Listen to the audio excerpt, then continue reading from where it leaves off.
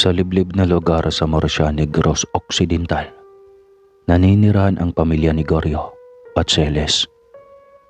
May tatlo silang anak na sina Manuel, Maureen at Rafael. Ang kanilang tinitirahan ay sobrang layo sa kabayanan. Ayaw kasi ni Aling Celes sa maiingay na lugar. Mas maganang loob niya kung wala siyang marinig na ingay. Kabaliktaran naman ng kanyang mga anak. Gusto nila makipagkaibigan sa maraming tao. Si inay talaga kahit kailan ayaw magkaroon ng mga kapitbahay. Reklamo ni Maureen. Oo nga eh. Samantalang ang saya sa pagkaramdam na may mga kaibigan ka. Dugtong pa ni Manuel. Si Manuel ay nasa edad na 30 taong gulang. Nawala pa itong asawa. Dahil nga maraming natatakot sa kanilang ina. Si Maureen naman ay nasa 20 anyos na at kasalukuyang nagtatrabaho sa lungsod. At si Rafael na nasa 18 taong gulang. Hindi na nag-aaral dahil sa binubuli ito palagi. Pagsasaka lang ang trabaho nila upang mabuhay sila. Ngunit hindi sapat ang kita sa pagsasaka para sa kanilang pamilya.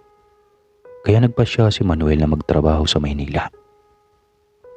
Manuel, kaya mo ba talaga magtrabaho sa Maynila?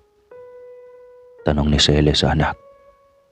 Nay, matanda na po ako at kailangan na po natin ito. Sagot ni Manuel. Araw ng kanyang pag-alis, halos namatayan si Celes at Gorio dahil sa malalayo na sa kanila si Manuel. Nag-aalala sila ng gusto para sa anak nila. Ngunit wala silang magawa kundi ang tanggapin dahil magugutom sila kung hindi gagawa ng paraan ang panganay nilang anak. Paalam po inay, tay. Huwag po kayong mag-alala. Palagi akong tatawag sa inyo. Pagpapaalam nito sa mga magulang. Nagyakapan sila bago umakyat ng barko si Manuel. Nang nasa barko na ito, hinanap niya ang kanyang bed upang makapagpahinga na. Masaya siya dahil natupad niya ang pangarap niya na makarating ng Maynila. Ngunit nalulungkot ito dahil malalayo ito sa kanyang pamilya. Babalik po ako dyan kapag makapag-ipon na po ako ng malaking halaga para hindi na ako lalayo sa inyo, mahal kong pamilya. Saad ni Manuel sa kanyang isipan. 2 araw ang pagbiyahe nito sa dagat bago ito makarating ng Maynila. Nang makarating na ito, manghang-mangha si Manuel sa mga matataas na gusali at sa dami ng mga sasakyan. Ngayon lang siya nakakita nito dahil madalang lang siya makakapunta sa Bacolod City. Pagkababa niya, nagantay pa siya ng susundo sa kanya. Namasukan kasi ito bilang boy sa isang mayaman na pamilya sa Maynila. Maya-maya pa, may kotseng papalapit sa kanya at may dumungaw rito, tsaka siya tinawag. Hindi naman siya nagkamali sa taong nagsundo sa kanya dahil pinsan niya ito at driver ng pamilya na papasukan niya. Tuwang-tuwa si Manuel dahil namangha ito sa pagkakaiba ng mukha ng pinsan niya na dati ay sunog araw, ngayon ay sobrang puti at kisig na nito. Insan Lito, sobrang pogi mo na dito ah. At ang bango-bango mo pa. Saad ni Manuel. Ano ka ba pinsan? Balang araw ganun din ang mangyayari sa'yo dito. Basta maging mabait ka lang sa mga boss natin. Saad ni Lito. Tumangaw-tangaw lang si Manuel at nangako sa pinsan niya na maging mabait ito sa kanilang amo at susunod sa mga utos. Ngumisi lang si Lito sa sinabi ni Manuel. Pagkarating nila sa mansyon, namangha si Manuel sa nakita niya. Sobrang laki ng bakuran at maraming sasakyan na nakaparada. Alam niyang nasa Maynila sila pero ang tinitira ng boss niya ay para bang probinsya ang vibes nito. Wow insan, ang lawak ng bakuran ng boss natin at ang laki ng bahay. Saad ni Manuel na sobrang namangha sa laki ng tatrabahuan niyang bahay. Oo, naging irehis ito nung pagdating ng Maynila. Insan, bakuran pa lang yan. Tignan mo sa loob. Baka maligaw ka. Paberong saad ni Lito. Pagbaba nila ng sasakyan, dumiretso kagad sila sa opisina ng boss nila. Naaliw naman ng sobra si Manuel sa mga madadaanan nila. Dahil sa mga nagagandang picture frame, isa na doon ang anak ni Don Federico. Tinitigan niya ito ng mabuti at parang nakaramdam ito ng pagkakagusto.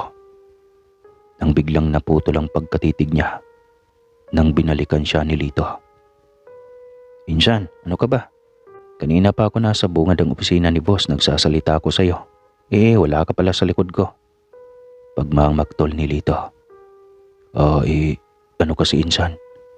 Nagandahan ako sa picture na yan. Sagot ni Manuel. Itinuro ni Manuel kay Lito.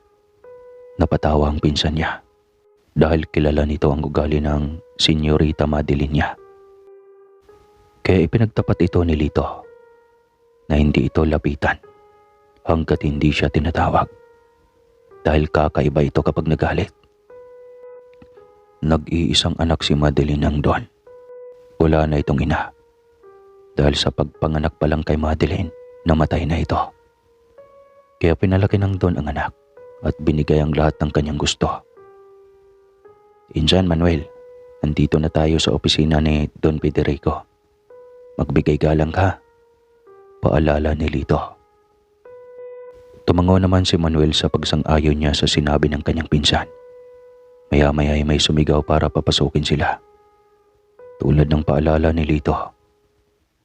Nagbigay galang si Manuel sa Don. Natuwa naman ito sa pinakita na paggalang ni Don sa kanya.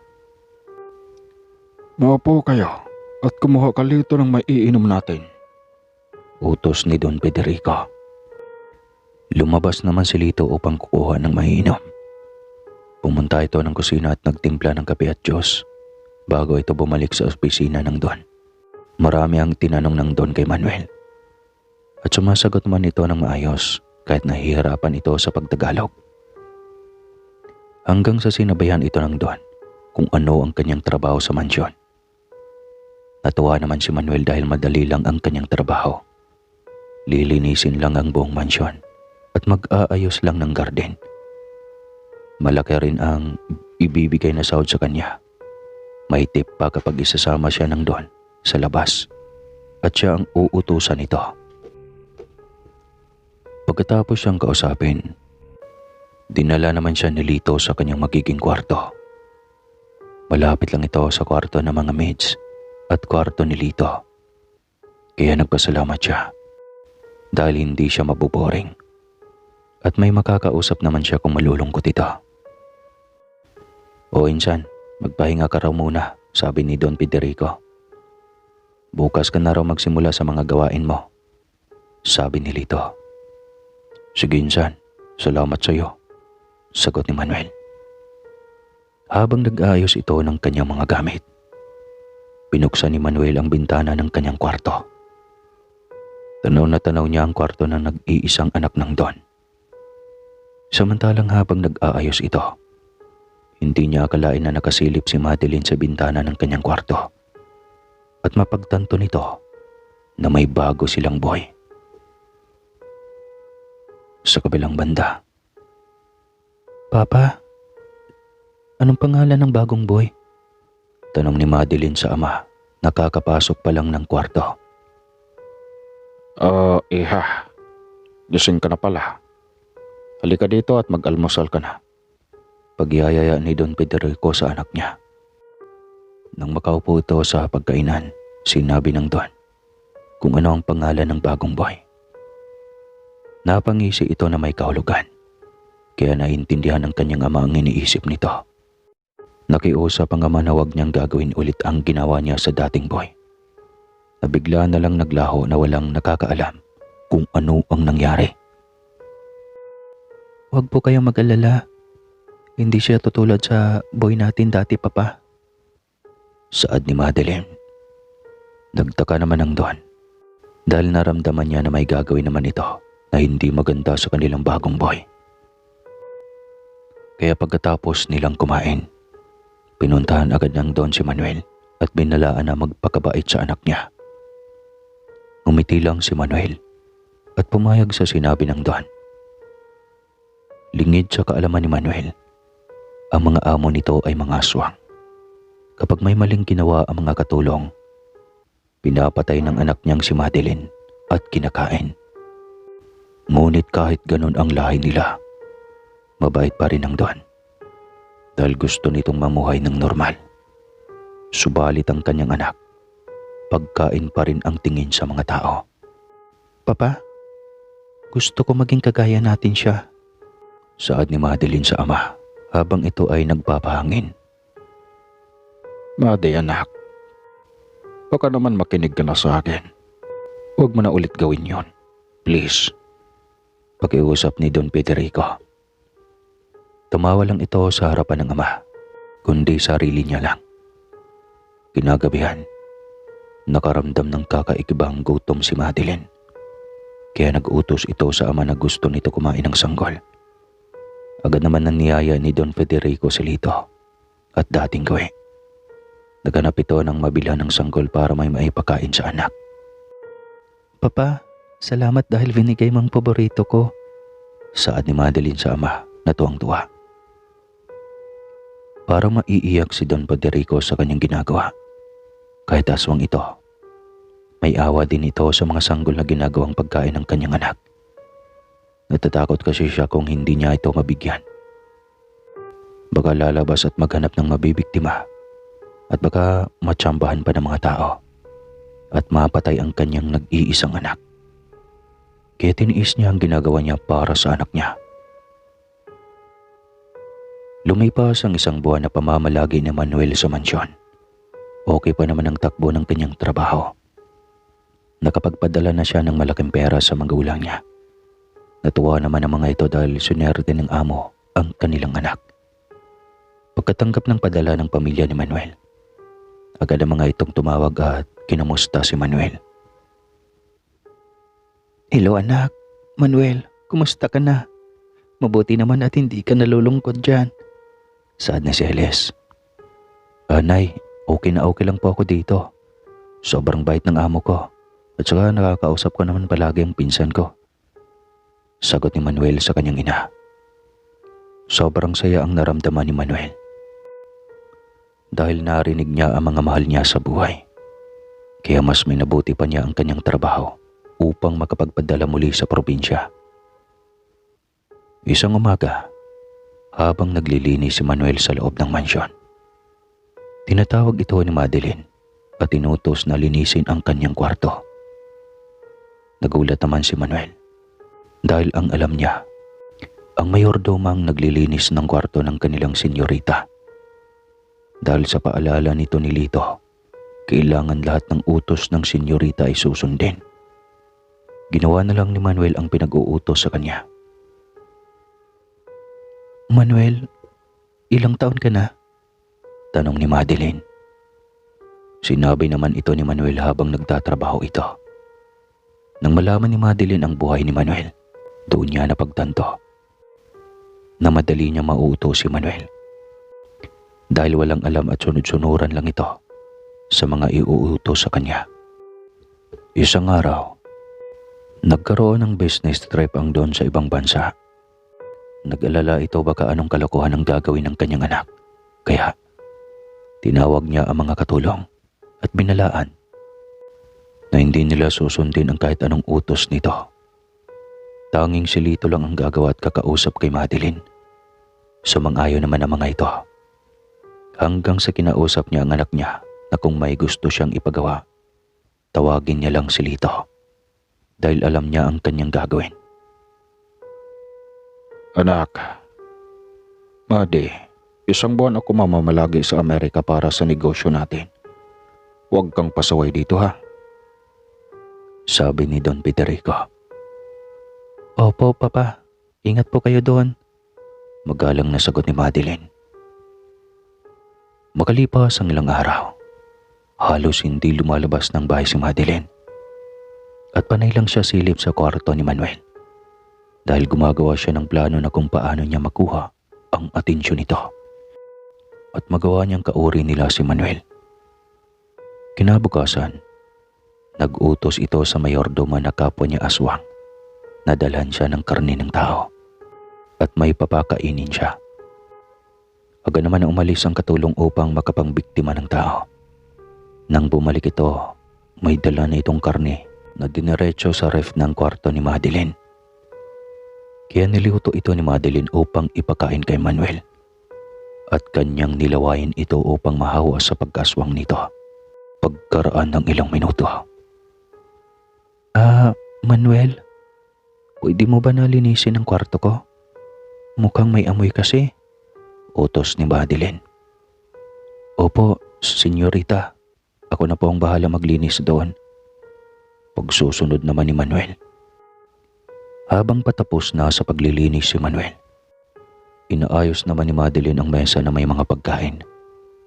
Nagtataka naman si Manuel sa ginagawa nito dahil nag-iisa lang siya nakakain. Pero 2 pinggan at 2 baso, kutsara at tinidor ang inahanda nito. Hindi na lang ito pinansin ni Manuel. At nung pagkatapos niyang maglinis ay hahakbang na ito sana palabas nang tawagin ito ni Madeline. Manuel, halika dito. Samahan mo ko sa pagkain. Pagyayaan ni Madeline. Ala, nako, nakakahiya naman po, senyorita. Hindi pa po ako nakalinis. Madumi pa ang kamay ko, sagot ni Manuel. At hindi makapaniwala. Ngunit hindi na ito nakatanggi pa ng tinanong siya ni Madeline kung sino ba ang masusunod. Kaya minabuti na lang ni Manuel na uupo sa mesa at sumabay na sa pagkain. Napangisi naman si Madeline dahil napasunod niya si Manuel. Halos ganun lagi ang ginagawa ni Madeline kay Manuel. Ang pinapakain niya ito ng karne ng tao at nilalawayan niya ito. Nakipag-close si Madeline kay Manuel hanggang sa makalipas ang 1 buwan. Umuwi na si Don Federico sa mansyon. Nagtataka ito dahil napansin niya na palaging magkasabay ang dalawa sa pagkain at napansin ng Don na kinakain ni Manuel ay karne ng tao. Kaya kinausap ng Don ang kanyang anak. Made, anong ginagawa mo kay Manuel? Tanong ni Don Federico. Nako, Papa, naging paborito na niya ang paborito ko. Nakangiting sagot ni Madeline. Kaya nagulat si Don Federico sa narinig mula sa anak niya. Halos iuntog ng Don ang kanyang ulo dahil hindi niya napigilan si Madeline sa kanyang balak. Naawa naman ang Don kay Manuel dahil napakabait na tao ito at masunurin. Ngunit masisira ang buhay dahil sa anak niya. Wala nang nagawa si Don Federico. Hinahayaan na lang niya si Madeline sa ginagawa dahil natakot ito sa anak. Dumating ang sahod ulit ni Manuel. Nagpadala ulit ito sa kanyang mga magulang. Dahil naawa na ang Don, inutusan ito na mag-day off. Natuwa naman si Manuel dahil makakaikot na siya sa magagandang pasyalan. Nagpasya itong pumasok sa simbahan nang biglang mabangga nito ang isang dalaga. At nagkakilala silang dalawa. Simula noon naging matalik na magkaibigan ang dalawa. Hi. Sorry. Hindi ko sinasadya, miss. Hindi. Okay lang ako. Ako nga pala si Ross. Pagpapakilala ni Ross. Manuel pala. Nakangiting sagot ni Manuel. Buong araw ang pamamasyal ni Manuel at Ross. Pagdating ng gabi, umuwi na ito sa kani-kanilang mga tinutuluyan. Tulad din ni Manuel, isang katulong si Ross. At taga-probinsya din ng Murcia ito, kaya mabilis silang nagkapalagayan ng loob. Palagi silang nagtatawagan, kaya tuwing linggo, gustong-gusto ni Manuel ang mag-day off. Manuel, bakit ka ginabi ng uwi kahapon? Nakasimangot na nagtatanong si Madeline. Pasensya na po, senyorita. Nawili po ako sa pamamasyal kasama ang kakilala kong taga-Digros din. Sagot ni Manuel. Ngunit nagalit si Madeline sa sagot ni Manuel dahil nalaman niya na isang babae ang nakilala ni Manuel. Nagwawala ito at hindi lumalabas ng kwarto. At palagi na lang itong nag-uutos sa ama na kakain siya ng sanggol. Nagtataka naman ang Don kaya kinakausap niya si Manuel kung bakit gano'n na lang ang galit ng anak nito. At lingid sa kanyang kaalaman, hindi niya alam na nahulog na pala ang loob nito kay Manuel. Pasensya na po Don Federico. Nagalit yata si Senyorita dahil ginabi po ako ng uwi nung isang araw. Paghihingi ng paumanhin ni Manuel sa Don. Huwag kang mag-alala, Manuel. Kakausapin ko bukas si Made. Saad ni Don Federico. Kinabukasan, maagang nagising ang Don upang ipaghanda si Madeline. Gusto niya itong dala ng pagkain sa kwarto upang makausap ito. Kumatok ito bago pumasok sa kwarto ng anak. Iha, pinaghahanda kita ng almusal. Ang paborito mo. Saad ni Don Federico. Bumangon naman ito at kumain ng dalang pagkain ng Don. Pagkatapos nitong kumain ay kinausap niya ito tungkol sa nangyari. Nagtapat naman ang anak na ayaw niya palaging magkikita si Manuel at ang kaibigan nitong babae. Dahil papatayin niya ang babae kapag makita niya ito. Nag-alala ng gusto ang Don, kaya naisip nito na pauwiin na lang si Manuel sa probinsya. Kaya niya pinatawag si Lito at kinausap ang balak nito. Lito, bukas na bukas, isama mo si Manuel. Magkikita tayo sa airport para mas madali siyang makarating sa inyo. Sumama ka na din para hindi magtanong si senyorita mo kung nasaan si Manuel. Utos ni Don Federico. Opo, Don Federico. Masusunod po. Sagot ni Lito. Kinaumagahan, madaling araw pa lang ay ginising niya ito upang hindi sila makita ni Madeline na aalis ang mga ito. Nagulat naman si Manuel ngunit hindi na nagpaliwanag si Lito dahil yun ang bili ng Don sa kanya. Nang makarating na sila sa airport, inantay nila ang Don Federico ng 2 oras bago ito dumating. Doon ibinigay ng Don ang buong sahod at bonus ng magpinsan.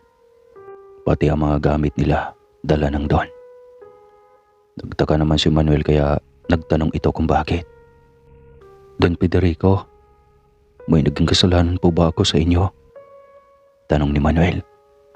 Wala, Manuel. Wala kang kasalanan. Sagot ni Don Federico. Hindi inamin ni Don Federico at Lito kung ano ang totoong dahilan. Kaya nalungkot ito sa biglaang pagpapauwi sa kanilang magpinsan.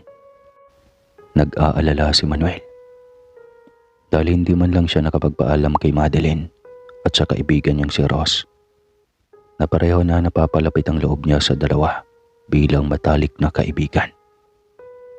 Maya-maya, nakarating na sila ng airport ng Silay. Sumakay ito ng taxi upang magpahatid sa terminal ng bus. Ganun na lang ang tuwa ng mga magulang na umuwi na walang abiso ang anak nila. Anak, Manuel, salamat naman at umuwi ka na. Saad ni Cele sa anak. Opo, inay, tay. Bigla ang pagpapauwi ng amo namin. Hindi ko pa alam kung may nagawa ba akong mali. Sumbong ni Manuel. Ngunit hindi na nila inisip pa kung bakit biglang umuwi ang anak. Ang mahalaga, nakauwi na ito. Kinuha ni Manuel ang kanyang cellphone at tinawagan si Ross. Humingi ito ng paumanhin sa nangyaring pag-uwi na hindi man lang nagpaalam sa kanya. Naunawaan naman siya ni Ross dahil sa susunod na mga buwan, magbabakasyon naman ito sa Negros. Natuwa naman si Manuel sa sinabi ni Ross.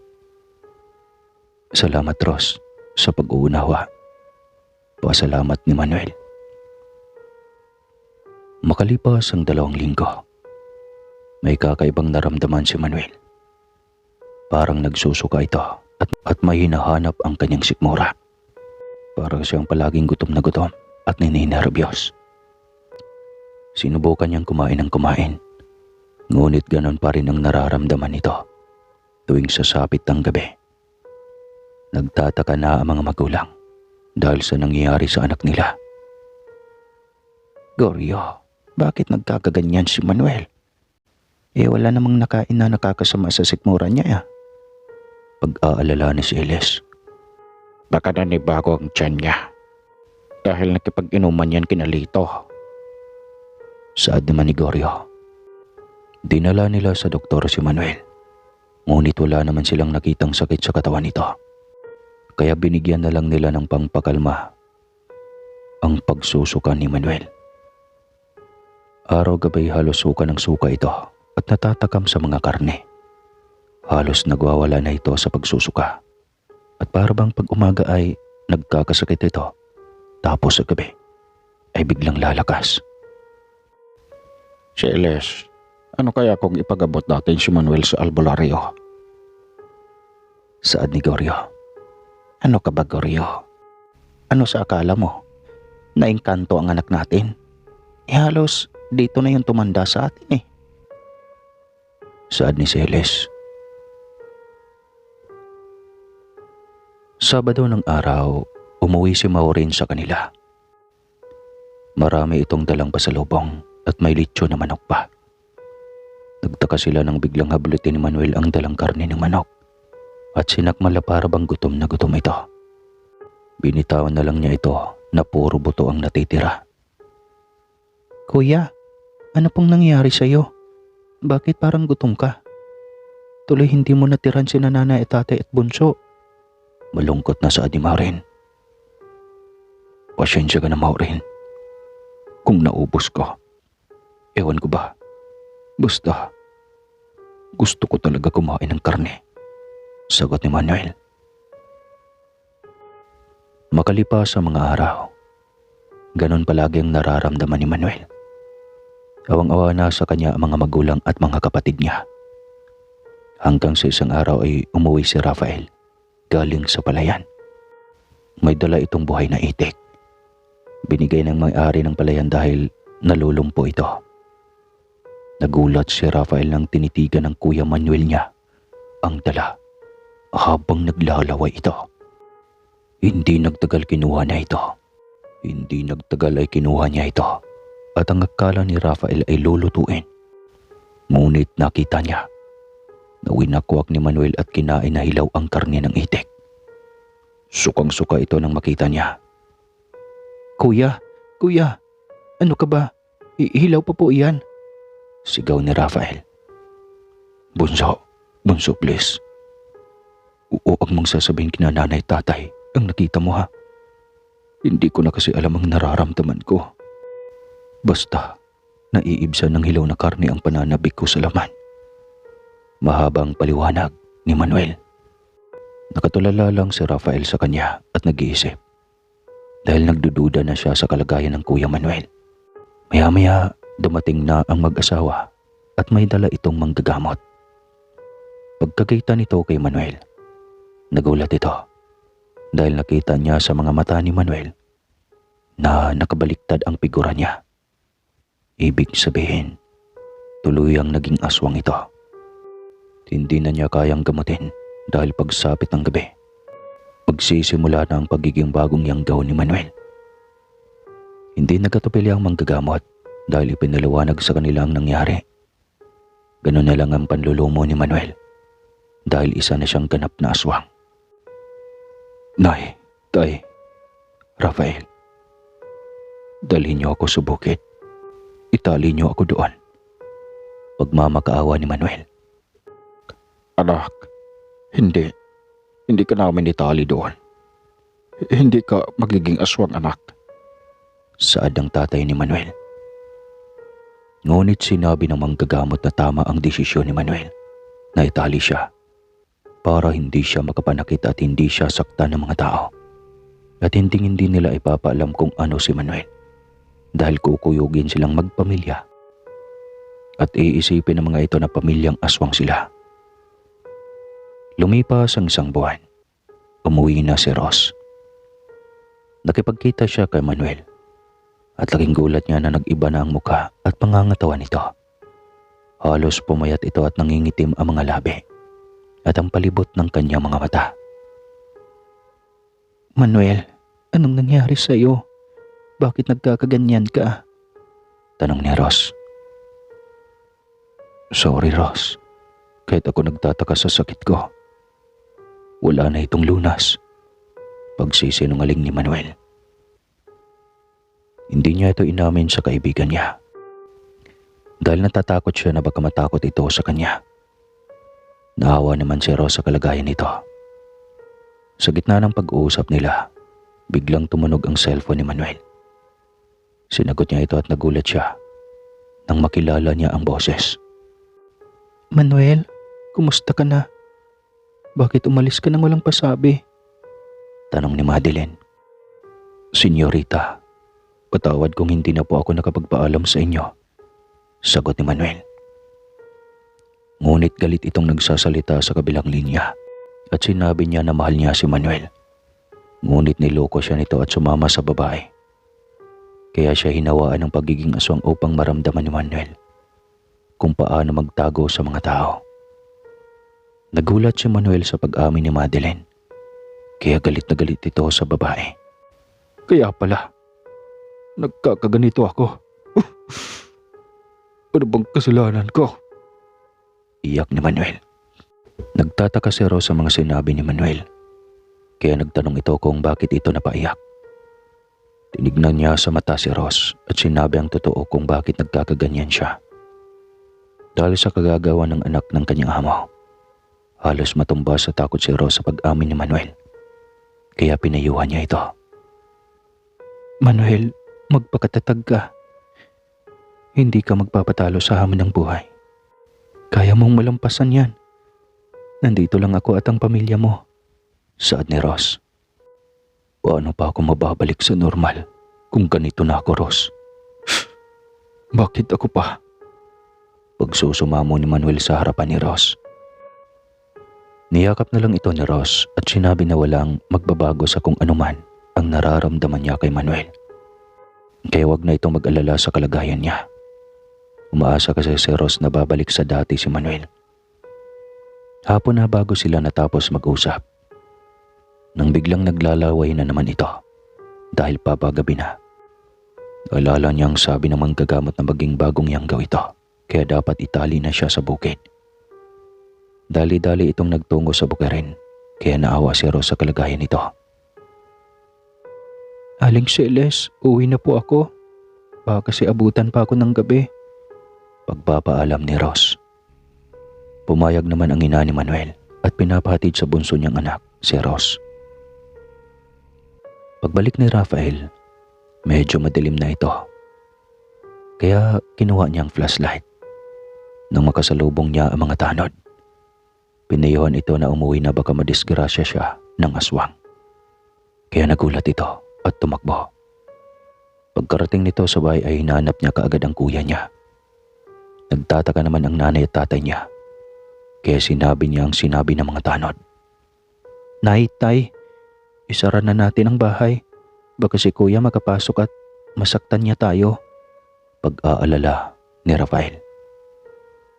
Kaya dali-dali nilang isinara ang lahat ng maaaring madaanan ni Manuel.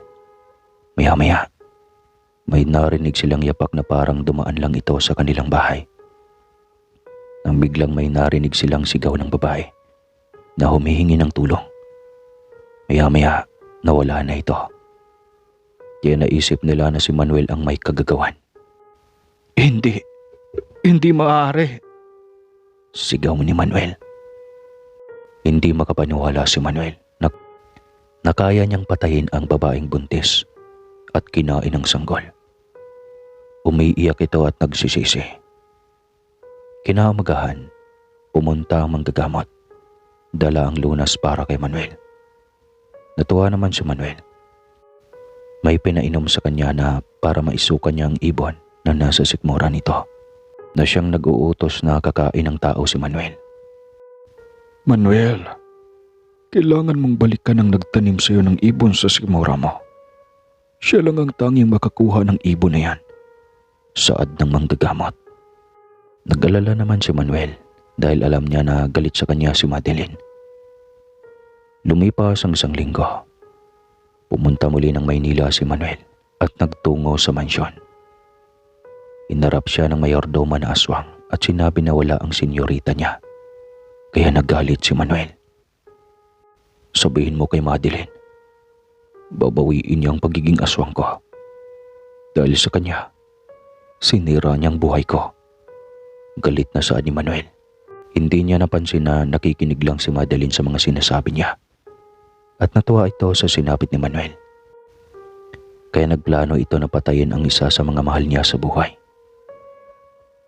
Nang umuwi na ng probinsya si Manuel, palagi na lang siyang inaatake ng pagiging aswang niya. Hanggang sa hinabol siya ng mga tanod. Dahil nahuli ito na pinatay ang babaeng buntis. Nang nalaman ng mga tao, sinugod ang bahay nila. Hanggang sa pinapalabas nila ito. Anak Manuel, huwag kang lalabas. Ako na ang haharap sa kanila. Saad ni Goryo. Pero tay, nagkasala ako. Ako ang dapat haharap sa kanila. Sagot ni Manuel.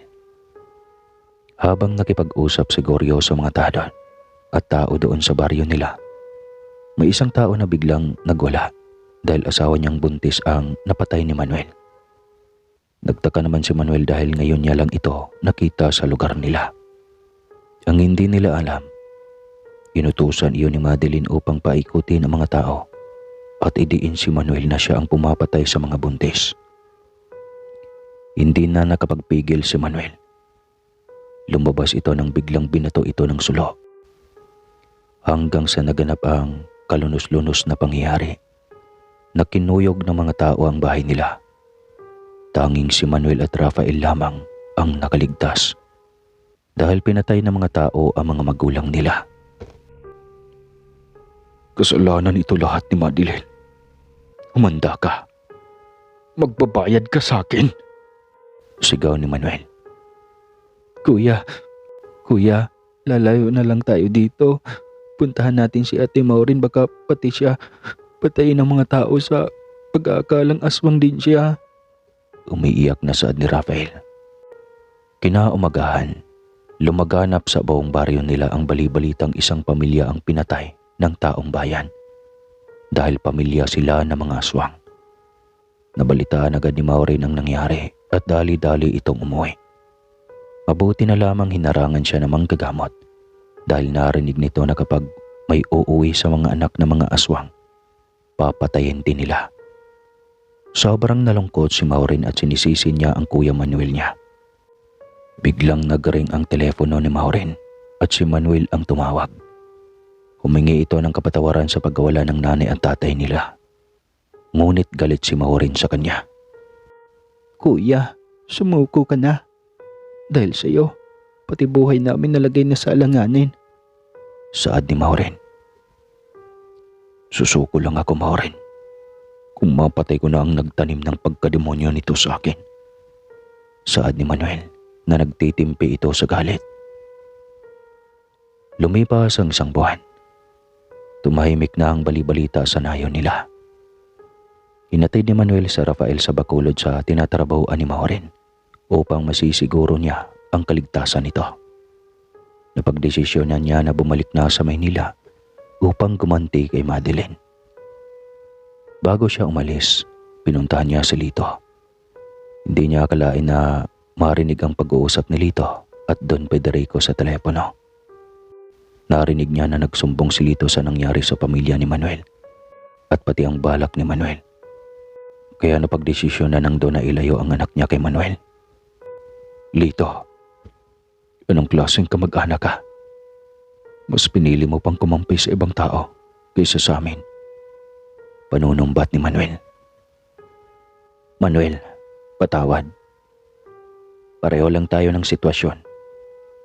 Isa din akong aswang na ginawa ni Senyorita Madeline. Pagpapaliwanag ni Lito. Ngunit bingi si Manuel at tinuloy ang plano na gantihan ang pamilya ni Madeline. Samantala, hinanap ni Rose si Manuel upang pigilan ito dahil napakadelikado ang gagawin niya. Ngunit huli na ang lahat at nakarating na ng Maynila si Manuel. Naganap ito ng matutuluyan bago niya tinungo ang mansyon. Hanggang sa isang araw ay nasundan niya si Don Federico. Nagtaka ito nang may pinuntahan ito na parang secret hideout. Noong sinilip na ay maraming nakakulong doon na bata. Pati mga matanda at sanggol at mga buntis. Kaya tama ang hinala nito na aswang silang mag-ama. Kaya pala maraming balita na may nawawala dito sa Maynila. Sila ang punot dulo ng lahat. Gumapang si Manuel sa mga sasakyan na puting van. Pagkarating sa bakod ay inakyat niya ito at patago-tago ito para makarating kay Don Federico. Habang nagmi-meeting siya sa mga tauhan, biglang nagpakita ito sa Don. Don Federico, kaya pala hindi kayo naguutom dahil may pondo kayong pagkain dito sa Metro Manila. Saad ni Manuel. Manuel, bakit natuntun mo ang hideout ko? Tanong ni Don Federico. Tumawa si Manuel at sinagot siya. Nakaawari na siya nila. Kaya malakas na din ang pang-amoy nito. Humingi ng paumanin si Don Federico sa ginawa ni Madeline. At doon niya sinalaysay kay Manuel kung bakit nagawa ni Madeline na gawin siyang kaawari nila dahil sa sobrang pagmamahal ng anak niya kay Manuel. Nagulat naman si Manuel sa sinabi ng Don. Hindi ko nobya si Ross para pagsisilusan niya, Don Federico. Namatay ang mga magulang ko dahil sa anak mo.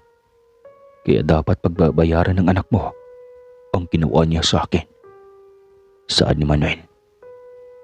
Ngunit biglang nagpalit ng anyo ang Don sa pagiging aswang. At ganon din ang mga kasamahan nito. Ganon din si Manuel. Naglaban-laban sila. At marami ng mga tauhan ang Don na biglang naging aswang. Hanggang sa hindi na namalayan ni Manuel na wala na ang Don. Dahil pinatakas ng mga tauhan upang itakas si Madeline kay Manuel. Habang nakikipagpakbakan ito sa mga kapwa-aswang, naagaw ang pansin niya sa babaeng nasa likod ng pader. Walang iba, kundi ang mayordoma. Kaya tinapos niya ang laban. Ngunit tumakas ang ibang aswang. Hinabol niya ang mayordoma nang biglang nawala rin ito. Pagkatapos ng madugong laban, pinalabas ni Manuel ang mga kinulong ni Don Federico. Naggagawin sana nilang pagkain. Sige na, huwag kayong mag-alala. Ligtas na kayo. Saad ni Manuel sa mga bihag. Nagpasalamat naman ang mga ito dahil nakaligtas sila sa kamatayan. Samantala sa mansyon, dali-daling umalis ang mag-ama sakay ang kanilang sasakyan. Nagpakalayo-layo ang mga ito dahil ayaw nang doon na maabutan si Madeline ni Manuel. Hindi siya papayag na mapatay ni Manuel ang nag-iisang anak niya. Made, bilisan mo. Kailangan nating lumayo dahil papatayin ka ni Manuel sa ginawa mo sa kanya. Pag-aalala ni Don Federico. Papa, huwag po kayong matakot. Hindi naman ako takot sa taong yun eh. Pagyayabang pa nito. Tamang-tama na nakaalis na ang sasakyan. Nang dumating sa mansyon si Manuel, hindi na niya naabutan ng mag-ama. Hanggang sa hinarap siya ng mga katulong na mga aswang upang labanan. Inisa-isa niya itong pinugutan ng ulo hanggang sa wala siyang natira sa mansyon. Sumigaw si Manuel dahil hindi niya naipaggiganti ang mga magulang niya. Lumipas ang taon na pagdesisyonan niya na pakasalan si Ross. Dahil kahit siya ay aswang, tanggap siya ng buong buo ni Ross. Dahil sa naiwang kayamanan ni Don Federico, kung kaya nagbago ang takbo ng buhay ni Manuel kasama si Ross. Kinuha ni Manuel ang dalawang kapatid at sinama sa malayong probinsya ng Nueva Ecija upang magbagong buhay. Maureen, Rafael, kahit tayong tatlo na lang, hindi ko kayo pababayaan at hindi pa tapos ang paghihiganti ko sa mag-ama. Saad ni Manuel. Sa lugar ng Nueva Ecija, nagbago ang buhay ng magkapatid. Nagkaroon na din ng pamilya ang mga kapatid nito at silang mag-asawa mayroon ng babuyan at mga iba't ibang uri ng hayop na inaalagaan. Mayroon na din silang bukid na nabili nila malapit sa kanilang bahay. Tuwing sasapit ang kabilugan ng buwan, halos hindi lumalabas ng kwarto si Manuel. Binibigyan lang ito ng buhay na hayop upang hindi siya manabik sa karni ng tao. Pagod na ako sa ganitong buhay, Rose. Nakakapagod. Parang gusto ko na lang mawala dahil sa ginawa ni Madeline. Buong buhay akong naghihirap. Umiiyak na saad ni Manuel. Huwag kang mapanghinaan ng loob, Manuel. Hindi tayo titigil hanggat hindi natin mahanap ang gagamot sa iyo. Di ba? Nakokontrol mo naman na ang sarili mo. Pagpapalakas ng loob ni Ross. Dumating ang araw na bumalik ang mag-ama sa Pilipinas. Akala nila nananahimik na si Manuel dahil iyon ang balita ni Lito sa kanila. Binalikan na nila ang mansyon. Pag-uwi nila, mayroon ng isang anak at asawa si Madeline. Masaya silang magpamilya ngunit ang pamilya ni Manuel halos naghihirap sa kalagayan nito dahil hindi niya matanggap ang pagiging aswang niya. Kuya Manuel, Kuya, may dala akong balita sa iyo. Sigaw ni Rafael. Dahil may nakilala siyang magaling na manggagamot na galing pa sa Siquijor. Nabuhayan ang loob ni Manuel at ni Ross dahil sa wakas, magabot na si Manuel. Rafael, dalhin mo siya dito sa bahay. Gusto ko nang mawala ang pagiging aswang ko. Utos ni Manuel.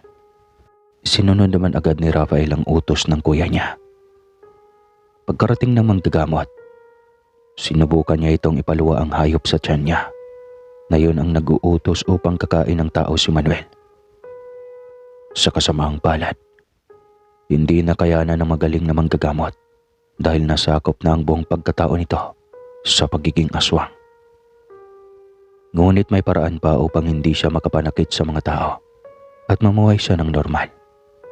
Ang tanggapin niya ang sarili niya at hayaan niyang mamuhay siyang normal. Tinuruan siya ng manggagamot kung paano magagawa na hindi siya makakain ng karne ng tao.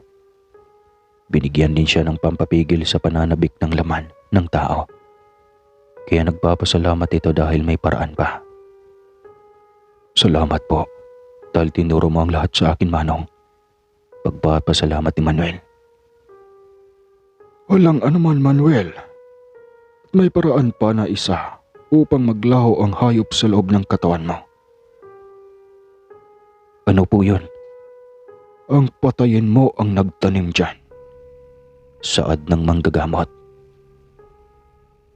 Kaya hindi pa rin tumigil sa paghahanap si Manuel sa mag-ama upang mawakasan niya ang buhay ng taong minsan niya lang itong ginusto. Ngunit siya ang nagdala sa mahirap na kalagayan niya. Makalipas ang isang linggo, gumaling naman ng kaunti si Manuel. Halos namuhay na ito ng normal. Nakaya niya ang sarili niya ng tuluyan na hindi nakakain ng hilaw na karne, kahit galing pa ito sa mga hayop. Nagyayaya ito ng outing kasama ang buong pamilya niya bilang pasasalamat. Rose, bilisan niyo ng mga bata. Maya-maya, nandito na yun ang dalawa. Excited na sabi ni Manuel. Tapos na kami maglagay ng mga gamit sa sasakyan. Sila na lang ang hinihintay natin, saad ni Ross. Maya-maya, dumating na ang pamilya ni Rafael at Maureen. Masaya ang mga ito dahil sa kauna-unahang pagkakataon. Makapag-relax ang mga ito. Samantala sa kasiyahan ni Manuel, may isang tao ang nagmamatsyag sa lahat ng kanilang galaw. Kaya wala itong kawala sa mag-amang Don Federico at Madeline. Nang dumating na sila sa nasabing resort, nagkasiyahan sila at nagpasya si Ross na bibili ng buko malapit sa kanila nang may nabangga siyang babae na nakasunglass. Humingi siya ng pasyensya dito ngunit hindi man lang siya pinansin ito. Samantalang natuwa naman si Madeline sa kanyang ginawa. Hanggang ngayon, galit ito sa mag-asawa. Papa, umuwi na tayo. Nandito ang pamilya ni Manuel, saad ni Madeline sa ama. Agad namang nagulat ang Don kaya dali-dali silang umalis. Ngunit napansin ito ni Manuel. Nakilala niya si Madeline. Hinabol niya ito ngunit hindi na niya nahabol pa. Bumalik na pala kayong mag-ama. Galit na nakakauyom si Manuel. Nagdesisyon si Manuel na manmanan ang pamilya ni Madeline hanggang sa natuklasan muli ni Manuel ang mga ginagawa nila. Dahil simula nang dumating ang pamilya nila, nagsimula naman ang pagkakawala ng mga tao sa Maynila at sa mga probinsya. Halos gabi-gabi, may namamatay. Wakwak ang dibdib at tiyan, kaya hindi na kinaya ni Manuel ang magtimpi. Ros, ingatan mo ang mga bata. Delikado ang panahon ngayon dahil bumalik na ang mga aswang. Nakakatakot na ngayon ang panahon, Manuel. Natakot ako para sa mga anak natin. Saad ni Ros. Isang araw, pumasok ang anak niyang nasa second year high school. Habang inaantay niya ang papa niya, may biglang tumigil na voting van sa tabi niya at biglang bumukas ang pinto at pilit na ipinasok sila ng kasama niyang estudyante din. Habang nasa sasakyan sila, pinatulog ng mga nakamas ang mukha ang dalawang dalaga. Pagkagising nila, nasa isang basement na ang mga ito. Sigaw ng sigaw ang mga ito at biglang bumukas ang pinto. Bumungad sa kanila si Madeline. Pinatahimik niya ito at tinanong, "Ano ang pangalan mo? Anak ka ba ni Manuel?" Tanong ni Madeline sa dalaga. "Maria Rona po, panganay na anak ni Tatay Manuel. Bakit niyo po kilala ang papa ko?" Tanong ni Maria habang umiiyak. Pinatahan niya ito at sinabihang gawin siyang aswang. At pagdating ng kabilugan ng buwan sa araw ng kaarawan ni Maria, maging isang bagong yanggaw din ito. Iyak nang iyak ang anak ni Manuel sa sobrang takot sa sinabi ni Madeline.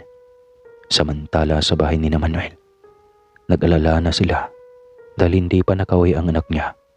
Mag-aalas 8 na ng gabi. Kaya nagmadali itong sumakay sa sasakyan at binalikan ang school. Tinignan niya ang CCTV, nagbabakasakali na makakuha ng impormasyon sa anak niya. Hindi naman ito nagkamali. Nakita niya kung paano kinuha ang kanyang anak. Galit at panibugho ang nadama ni Manuel sa mga oras na yon. Gusto niyang durugin si Madeline. Alam na niya kaagad kung sino ang may kagagawan dahil sa sasakyan nito na puting van. Pagdating nito sa bahay nila, halos mugto ang mukha nito kaya nagtataka si Ros sa kanya. "Manuel, anong balita sa anak natin?" Tanong ni Ros. Hawak siya ng walang hiya na Madeline. "Hindi ko alam. Bakit galit na galit ito sa akin?" Salaysay ni Manuel. Lumipas ang gabi. Nagantay ng tawag si Manuel. Maya-maya, tumunog ang telepono at pagkasagot nito, boses ng anak niya ang narinig niya habang umiiyak. Kaya nang gigigil sa galit si Manuel habang umiiyak naman si Ros. "Anak, huwag kang matakot. Ililigtas ka ni Papa." Pagpapatahan ni Manuel. Papa sabi niya po sa akin, gawin niya akong aswang. Maawa po kayo. Kunin niyo po ako dito, Papa. Pagmamakaawa ni Maria sa ama habang ito ay umiiyak. Nang biglang naputol ang usapan nila nang dumating si Madeline.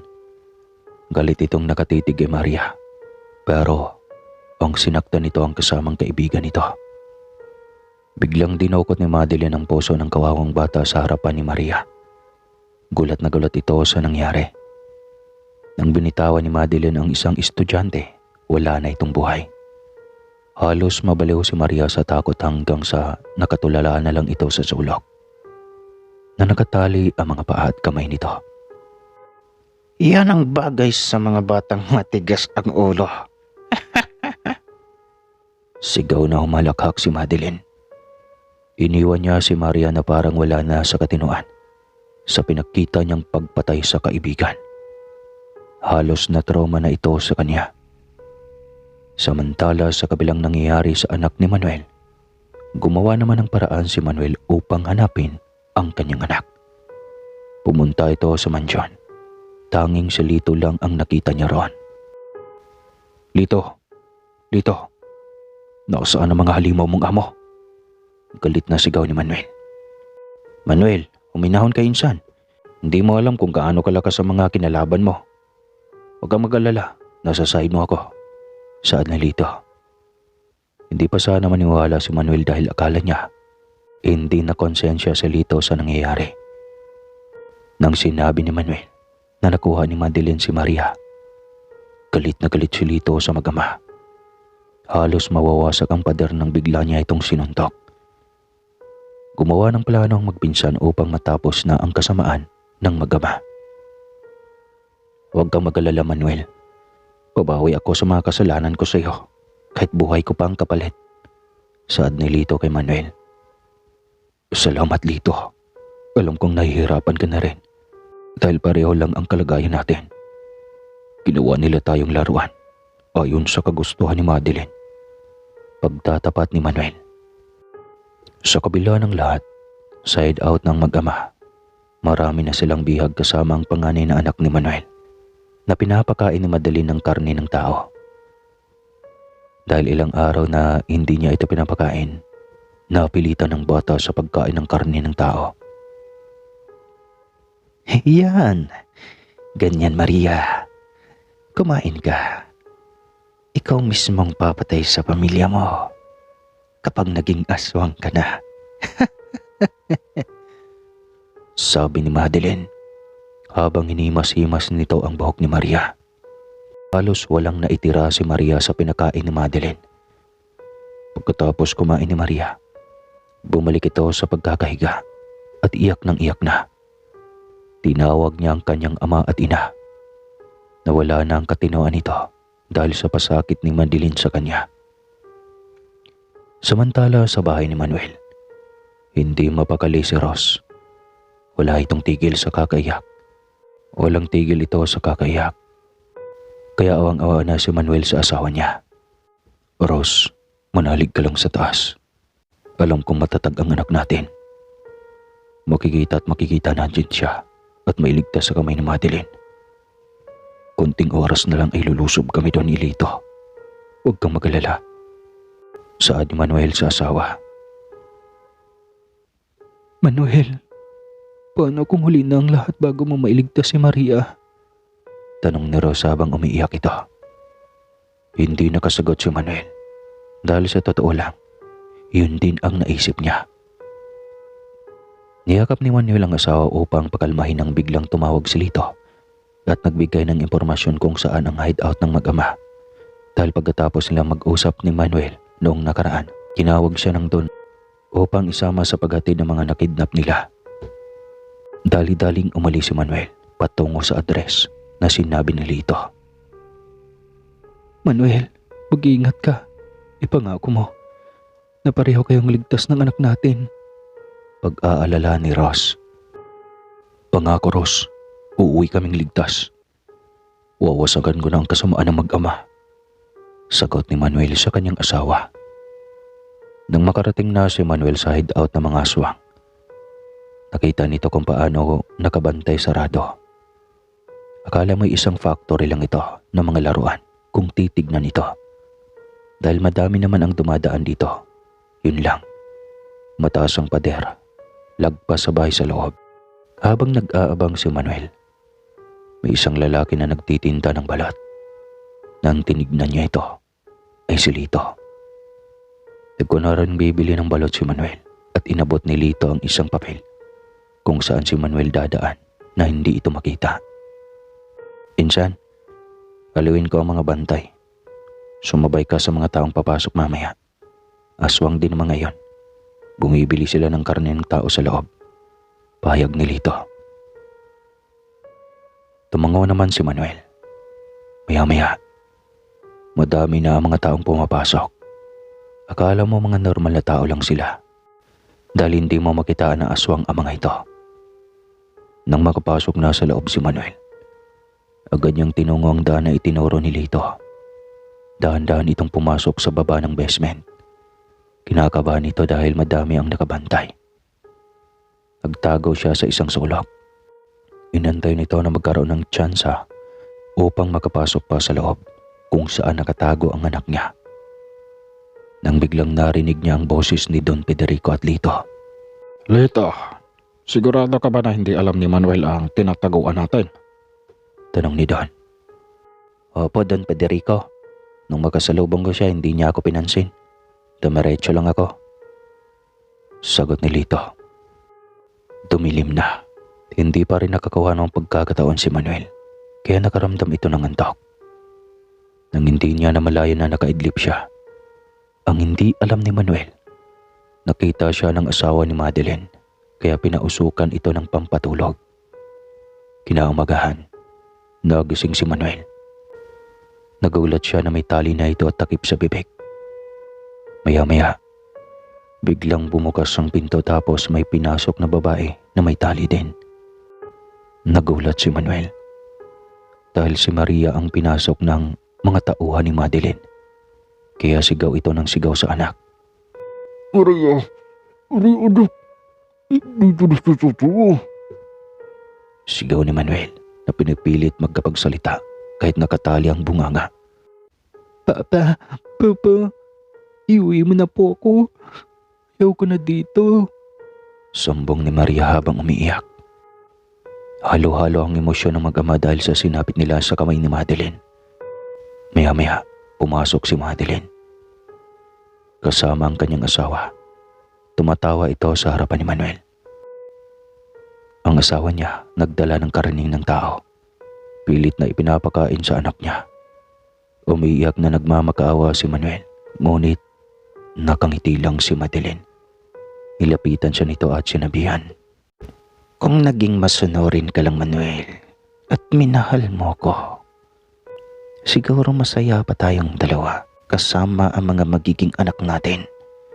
Saad ni Madeline, sabay kuha sa busal ni Manuel. Baliw ka, Madeline, dahil isa kang aswang na walang kwenta. Paano kita mamahalin kung palagi kong nakikita na kumakain ka ng tao? Sagot ni Manuel. Doon nagalit ang husto si Madeline. Sinampal niya ng sinampal si Manuel. Hindi pa ito nakontento. Sinakal niya ito. Nadat na naman ni Don Federico ang ginagawa ni Madeline. Kaya pinatigil niya ang ginagawa niya ang pananakit kay Manuel. Pinalabas niya ang ama niya dahil sa sobrang galit nito. Pinaginitan niya ang anak ni Manuel na si Maria na nakatulala lang ito. Dinampot niya ang atay ng tao at pinakain sa anak ni Manuel. Habang kumakain na parang gutom ito, iyak ng iyak si Manuel. Dahil naawa ito sa anak niya na ginagawang aswang ni Madeline. Hayop ka, Madeline. Hayop!